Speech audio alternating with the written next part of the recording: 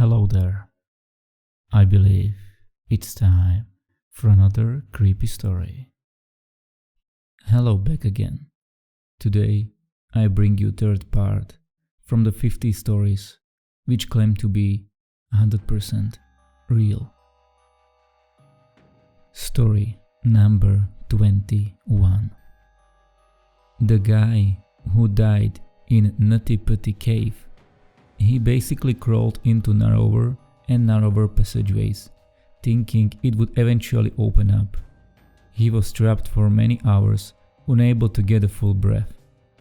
After he died, they decided it would be too difficult to get him out, so they closed the cave and left him in there. I can't think of anything worse than dealing with that kind of claustrophobia. He was trapped upside down. Story number 22. My mom stayed in a hospital for a week at the same time that the serial killer worked there that was killing patients. The scariest part is I didn't even realize how close of a call she could have had until 20 years later when I was researching famous serial killers.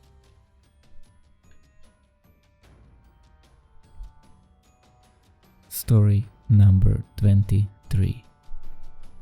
The murder of Evan Pearson. She was targeted by Peter Sutcliffe, a serial killer known as the Yorkshire Ripper, for being a prostitute. He hit her on the back of her head with a hammer several times. He then noticed that there was a taxi nearby, so he dragged her behind an old sofa, and to stop her from making noise, he shoved horsehair down her throat while pinching her nose shut. When the taxi left, she was still alive, so he kicked her and even jumped on her chest with all his body weight, and eventually she died. She had 2 young children, which makes the story even worse. Story number 24. Ronald Stoker picked up an underage teen, Jean-Marie Humble, near Peoria, Illinois. He then drove her several miles out of the country, proceeded to rape her with a knife in a very old and unused farm shed. She crawled her way at least 500 yards to nearest house and got help. That was my house. She ended up dying a week or so later. Parents never like talking about it and still don't, really. He fled to Costa Rica and eventually was caught. What a piece of garbage. Happened around 97 or 98.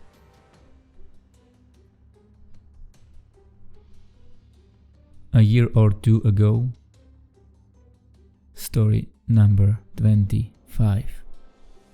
A year or two ago, I was living in the suburbs. I would walk the 20 minutes to the cheap grocery store and walk back if I didn't have that much stuff. Otherwise, I would call a cab. I was a 22-year-old bony female. Anyway, I noticed this man following me through the parking lot as I made my way across the parking lot to the store. He's huge, probably late 30s or early 40s. Starts asking me questions like what my name is, what my plans are, and like that. I brush him off and keep walking. He's tailing me now. Follows me into the store. As I'm walking around, I notice him handling things in the produce section, but not really paying attention to them. I go to the crackle aisle, and he's doing the same thing. As I go towards the till go pay, he leaves the store. I call my dad and he comes to get me. We see the man standing in a corner, where I would have had to walk through to get home. The man was waiting for me to leave. Story number 26. Serial rapist Mark O'Leary was caught in 2011 and charged with several rape. Now, none of these women's stories are particularly pretty, but there's one woman whose story takes the cake. In 2008, an 18-year-old woman went to the police claiming she was raped. be it. They didn't believe her and ended up charging her with filing a false report. She had to pay fine, have a crime on her record, and get this. To stay in subsidized housing, they made her confess that she made the whole thing up. Her photo was later found among his belongings. Story number 27.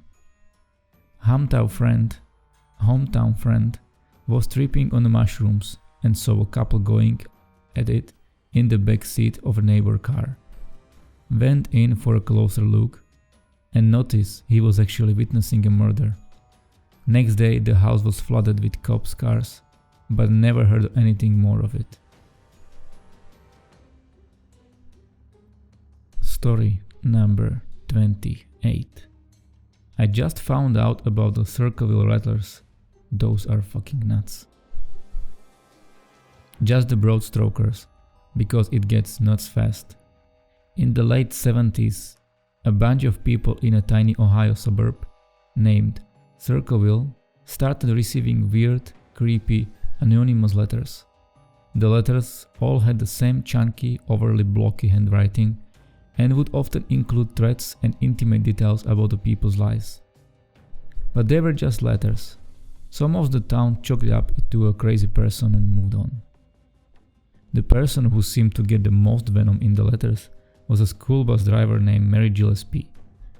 Whoever wrote the letters fucking hated Mary, alleged she was having an affair, and threatened to expose her affair to her husband. Mary told her husband, Ron Gillespie, about the letter straight away and swore she wasn't having an affair, and he believed her. One night, Ron was home with the kids, just watching TV, when he received a phone call. Nobody knows who was on the other end. This is just from the kids reporting. But Ron gets furious, grabs his shotgun, and tells the kids to stay put while he goes to take care of something. A few hours later, Ron's car is found smashed into a tree, seemingly having crashed with Ron dead inside. His blood alcohol level is 0.16. He's covered in gunpowder residue, and his shotgun had recently been fired. No bullet was ever found. Time goes on, and one day, a year or so later, Mary was driving along when she spotted a sign on the side of the road with same chunky blocky writing as the letters. It said, "Mary Gillespie sucks." Exasperated, Mary stopped and tore the sign down, revealing this weird little cardboard box mounted to the pole behind the scene, with a handgun taped inside and crudely rigged to go off it if the sign was disturbed. It was straight up a string tied to the trigger, really dumb. It was just dumb luck that the gun didn't go off. Mary had tagged the sign off the wrong way or something. So now everybody is freaked out. The local sheriff gets involved and managed to trace the gun to Mary's brother-in-law, Paul Fresher. Paul claims the gun was stolen, but it looks bad for him. Now here's where the sheriff's department shits the bed. They claim Paul confessed to sending the letters, which they have no record of, and which Paul disputed for the rest of his life. Paul is imprisoned. Then the letters immediately start back up. Even Paul is getting them now, delivered to him in jail. Paul wasn't paroled until 1994, when an investigative reporter took an interest in the story and found the sheriff's department basically had zero evidence that Paul had actually done anything. The only thing that tied Paul to the so-called Circleville writer was the gun, which Paul claimed had to be stolen from his garage. Unsolved Mysteries take an interest in this weird clusterfuck of a case, but before they even arrive, they get a letter from the Circleville writer too, threatening them to stay away and to not to do anything to make the sheriff look bad. To this day, nobody knows who was behind the Circleville letters. Story number 29. I just watched a documentary about Colleen Stan, who survived being kidnapped by a sexual sadist who kept her in a coffin-sized box he built under his bed 22 hours a day for 7 years while he raped and tortured her. The survivor is the primary interviewee in the documentary and tells her story, on camera, for most of the documentary. The cops made mention of her bravery and ability to withstand her torture and manipulate her kidnapper to increase her safety. Story number 30. A relative of mine, distant, like 5th or 6th cousin I think, was a professional diver for an oil company. He would dive to check things below the surface at depths great enough to require mixed gas air tanks. He had a suit malfunction and had to be kept in one of those pressure chambers to slowly let the gases out of his body. While he was breathing through a sealed face mask, someone changed the tank at the end out, and the safety device meant to keep the air from being pulled back from inside the chamber to the outside, failed and literally pulled his lungs and stomach out through his mouth, killing instantly. My mother has the new article somewhere. This was in the late 80s, I think, and happened off the coast Louisiana in the Gulf of Mexico. Did you enjoy this one? If yes, you can leave a like or you can subscribe. Or you can just watch more videos. Good night.